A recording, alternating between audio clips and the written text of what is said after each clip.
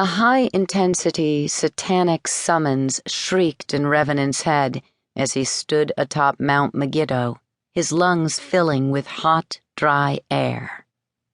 Ignoring Satan's command, Revenant called out with his mind and voice to the highest-ranking archangel in heaven. Metatron! Nothing. A breeze whipped up a dust devil a few yards away, but other than that, nothing moved. Metatron! More nothing. Even the dust devil died a slow, agonizing death.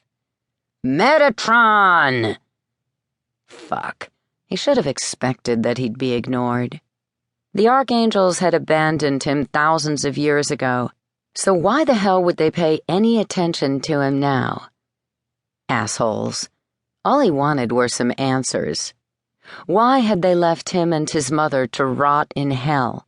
Why didn't anyone, in 5,000 years, tell him the truth before now?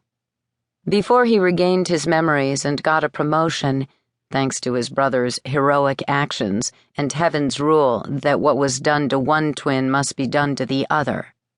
And why hadn't they told him he was welcome in heaven?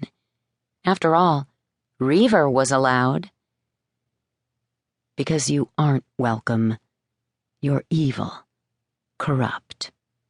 The Dark Lord's summons came again, this time blasting him so violently that pain drove him to his knees. Blood sprayed from his nose and ears, and as he gripped his head, he swore his skull was cracking. Damn it, he was not ready to face Satan. Not that he was ever ready. No one in their right mind would happily drop everything to take a meeting with the Dark Lord. And now that Rev knew the truth about his past, or at least about most of it, he had even less motivation to have a face-to-face with the king of all demons. Satan had lied to Revenant for thousands of years, had even hinted that Rev was his son. It was all bullshit. And Revenant wondered how things were going to change now that the truth had come out. One thing was certain. He wanted to be armed with as much knowledge as he could gather before he faced Satan, and only one person could give him the answers he sought. Unfortunately, Metatron didn't seem inclined to provide any answers, which left Revenant with only one other option.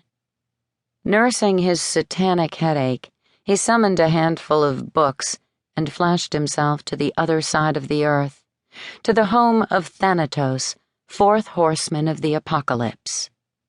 As the four horsemen's Sheolic watcher, Revenant was supposed to keep an eye on them, but since regaining his memories, he'd avoided them the way he'd avoided their father, Revenant's brother, Reaver.